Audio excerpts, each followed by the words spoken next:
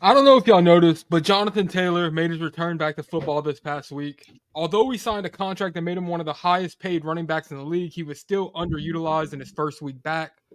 Would you guys be looking to buy Jonathon Taylor at a price that values him as a top 12 running back, or do you think that there's too much risk involved to buy him at that price? Also, do you guys think that Zach Moss is going to remain fantasy relevant as the season goes on, or do you think this is kind of the end of the road here? I think Moss might have a week or two left in him, and then kudos. I mean, they just paid Jonathon Taylor 42 mil, 14 million a year for 3 years. Second highest paid running back in the league, if I remember correctly. I mean, look, he hasn't practiced much. He's been on the pup, hurt, sitting out, whatever you want to call it. He just needs to find his groove, get his feet under him, and he'll be back to the top 12 option before you know it. Yeah, I agree with that. I don't think Zach Moss stands a chance in hell to be relevant once JT comes back. I'm just being honest. Like that dude's done. So if you could trade him for anybody right now, I would do it. I highly doubt anyone in your league will do it, but it is what it is. Let's say you're 0-5, right? And you're really desperate for a win, and you know that Zach Moss doesn't have much value left for the rest of the season, but you think maybe he has one more week and you really need a win. Do you think that he's somebody who, like, would you consider a lineup lock next week who you could like go out and trade really need for? a win? Really need a win as in like I don't see him getting more than 15 points max this Let's week. say that your running backs are James Conner and A-Chain, and that's it. And both of them are ruled out next week. And you need a running back who's not fucking Samaje Perine in your lineup. Would you go get Zach Moss? You know? Yeah, I mean, I could if you really are that desperate. Yeah, for one more week. Yeah. For one or two. I think ish. I mean, Moss has been good this year. He's looked really good. I'm not saying he's this all-world fucking running back, but with the opportunity he's got this year with the Colts, he's looked pretty damn good. I don't see why they were like refusing to pay Taylor when they had literally no option this offseason. Then Zach Moss comes in, balls out for what was it, 3-4 weeks, and then they're like, "Oh yeah, now let's pay this dude fucking RB max of the league." Now that we have a guy that's already producing at a very high rate. Yeah, that seems fucking real logical. Yeah. As of now, I wouldn't be looking to pay the top 12 on Taylor just because he came back and underperformed. And you can kind of use that against the owner right now to say maybe Zach Moss is going to have a role because Taylor, you can make some bullshit story how he was hurt, how he's not in shape because he's been out, whatever you want to say. I wouldn't be looking to pay top 12. With that being said, after maybe this week or next, I think he's going to be lock it the fucking dog for the rest of the season. Richardson's going to be out for a while. And while he's out, I mean, the running game's heavily dependent on Moss and Taylor. So he'll yeah. I think you might be undervalued. Like top 12 as far as running back goes isn't really saying that much to me, right? I mean, I could think of like 6 or 7 running backs who I think I'd confidently take over him the rest of the season. But whenever you get down to those like RB10, RB11, RB12, they're not really guys who like I mean, I'm saying like maybe like David Montgomery is like RB10. Or, you know what I'm saying? Like not a guy who we are necessarily extremely excited about the rest of the year. Like personally, I'm taking Jonathon Taylor the rest of the season over David Montgomery, even though we've seen Montgomery probably get that done. If you have Montgomery, you could probably get that done. You probably could get it done. So let's just go into the next segment. So the next segment, I kind of wanted to get a price check on Jonathon Taylor. And so I have a list of guys here who, now based off what y'all saying, I don't even know if this is a good list, but I'm gonna say a guy. You say, do you rather Taylor or this guy? So DeAndre Swift. Oof. Rest of season. I'll take Swift. I'll take Swift. I'll take JT. I mean, it's close. I'll take Swift. No, I think it's close. I'm not trading JT, or I'm not trading Swift right now for JT though. Like straight up, like it's two sides. Yeah, which side I'm taking JT. It's like I mean, I feel like I could probably take JT over. I mean, I'd be fucking happy with either one, dude. I mean, I feel like they're in similar situations too. No, they are in similar situations. To me, it's not close on this. I'm going Swift. Yeah. It's whether or not you really know to roll the dice. Like, There's one or two options. Put your Pretty nuts on the straightforward. table and speak as a man. As a man, you are saying this guy, you like him better the rest of the year. If I have Swift, I'm going to say it's probably hard for me to say I'm going to risk it on JT. I'll put it that way. I got Swift. I just I thought about got it more. Swift. I got fucking Swift. Easy. I got Swift. All right, next up on the list, Kamara. Oh fuck, dude. I'll go Kamara. Dude, Kamara looks so good, bro. PPR Kamara. Yeah. He looks so good. Again, dude. it's another one. I'm going with Kamara. I'm gonna fade JT in that situation. But dude, Yeah, I'll take Kamara over Swift as well. I'll say JT to me just got give me JT. the high upside. Like Kamara's not breaking off 75 yarder. JT will. I got JT. So it's like, I mean, there's upside if Richardson's like really hurt for a long time, more than 4 weeks, whatever the IR is. If he's hurt for a long time, I mean, dude, Taylor is set to fucking go bananas. So I just want to get y'all. If y'all are saying, I'm not saying y'all all said this, but some people said Swift and Kamara over JT.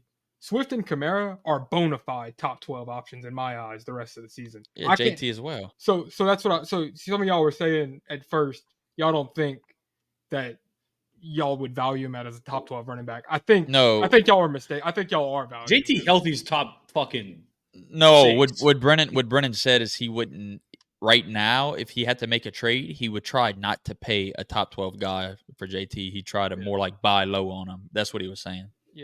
Yeah, I wouldn't pay top 12 like right now. But I do think he'll be top 12 for sure rest of the season. So up next we got David Montgomery. JT.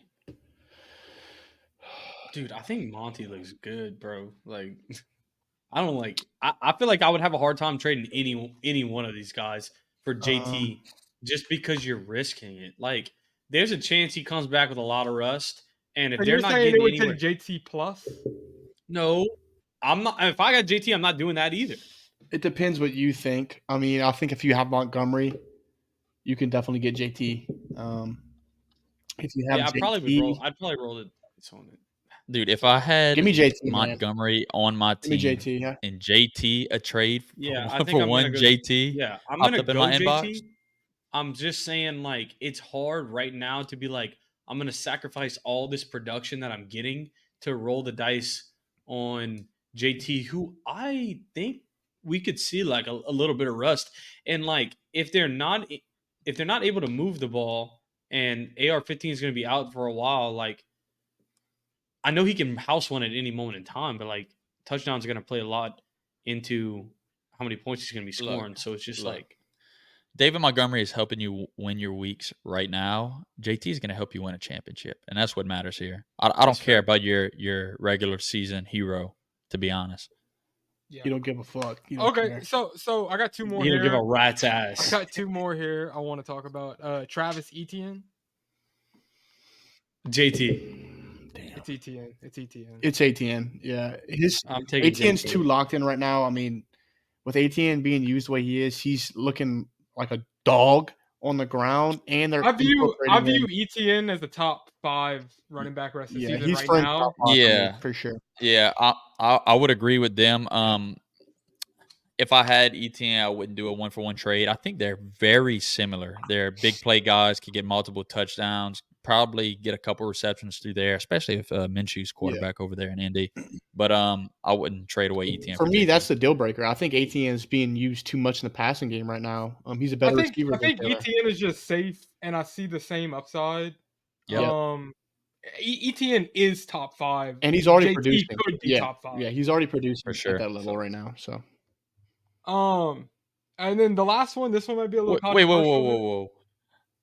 Let's give Sap the floor right here. I see him making some weird faces, so I want to hear Sap's take on Etienne. I don't know. Let's go back. Let's go back to it. Sap, if you had to pick one for the rest of the year, would you go Kenneth Walker or Travis Etienne? I was about to say that. That was took words out of my mouth. Yeah, who you got? I had to pick one. K9 or Etienne?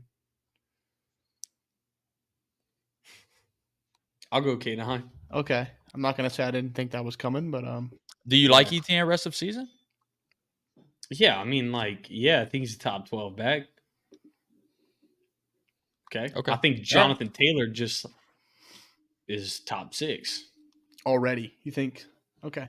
No, not right now. I'm saying like I think it's hard. This is my point. I think it's hard to say, oh, I have the nuts to go and sell a top 10 back right now for JT, but he's top.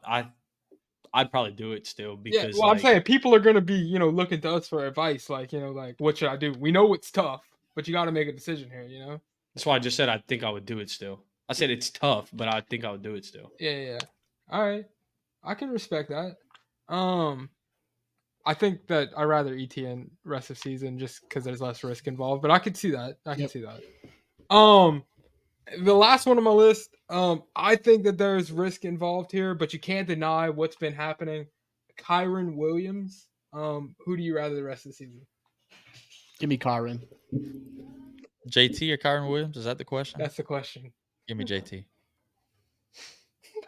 You want explanation or? I've been having a battle every time I ask a question. I got Kyron, man. I think he's already a locked-in top 5 guy just on usage alone.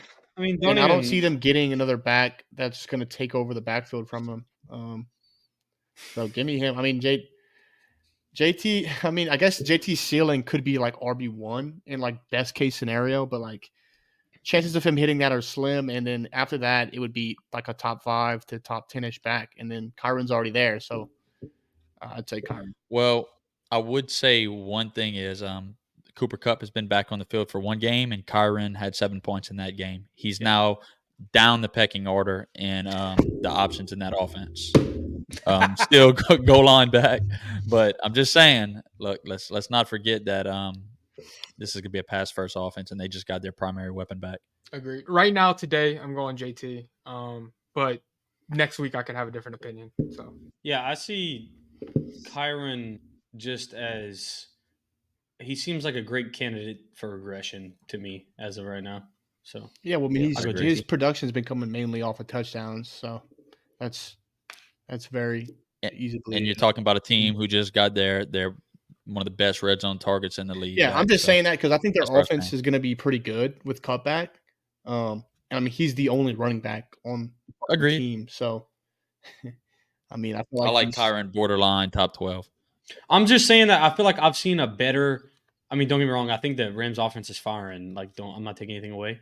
I just say I've seen a firing Rams offense in the past with a running back who was getting about 15 points a game, not 20 plus points a game. Yeah, so, and not to forget that these Rams are like they get kind of fishy with their running backs. They start off hot with one dude, and next thing you know, someone gets a hot hand, and they roll with him for the next 4 or 5 weeks. So it'll be very impressive if Kyron keeps it up for the rest of the season. Yeah, I think he's a great option. I just say leaning towards the 15 points a game, not 20 plus.